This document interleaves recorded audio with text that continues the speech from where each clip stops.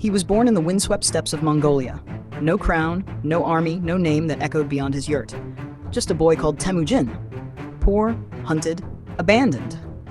But by the time he was done, he would be known as Genghis Khan, universal ruler, the man who built the largest land empire in world history. So how does a boy with nothing become the most feared name on earth? Let's begin. The beginning. Temujin was born around 1162, the son of a tribal chieftain. When he was 9, his father was poisoned by enemies. The tribe kicked out his entire family, his mother, his brothers, and Temujin were left to starve on the cold plains. But this boy, he didn't cry. He adapted. He learned to hunt, he learned to fight, and most importantly, he learned people. How to win loyalty, how to command fear, and how to hold grudges. Big ones. The wife who changed everything.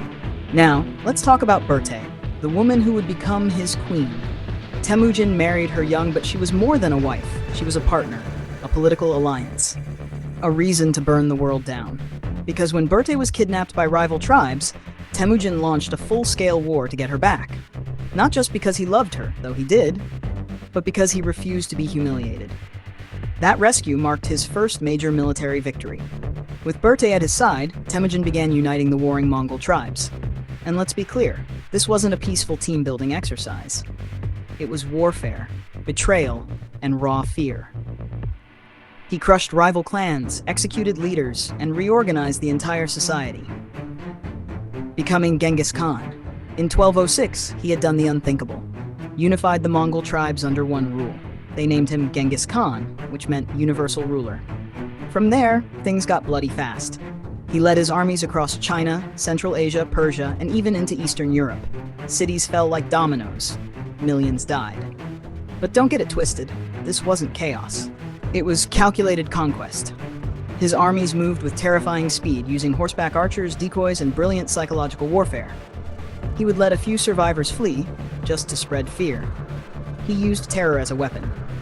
Family empire, literally. Now about those kids.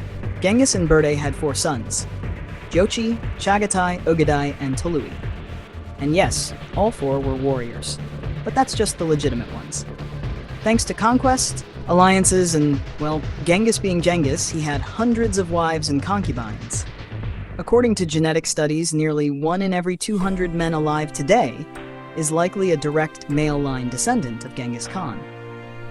Let that sink in. His DNA is still roaming the planet. His sons weren't just footnotes. They inherited the empire and expanded it even further. His grandson, Kublai Khan, would later become emperor of China and establish the Yuan dynasty. But family wasn't all roses and campfires. The sons fought. There were power struggles, suspicion, and near civil war. Genghis had to balance brutal ambition with loyalty, even in his own bloodline. Not just a warlord. Here's where it gets interesting. Genghis wasn't just a savage destroyer. He was a visionary ruler. Once you surrendered, he'd let you live. He guaranteed religious freedom, promoted trade, and established the Yam postal system, a high-speed relay network across the empire. He valued merit over birth, promoted smart people no matter their origin, and punished corruption harshly. Under Genghis, the Silk Road flourished. Ideas, goods, and people traveled across the world faster than ever before.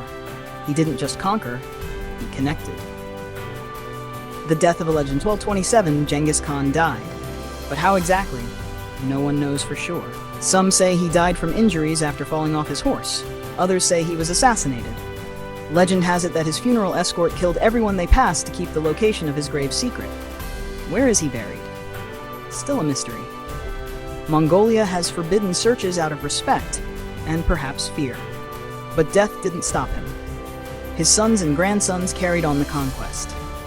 Within decades, the Mongol Empire stretched from Korea to Hungary, from Siberia to India. The biggest continuous land empire in history. Legacy of the was Genghis Khan.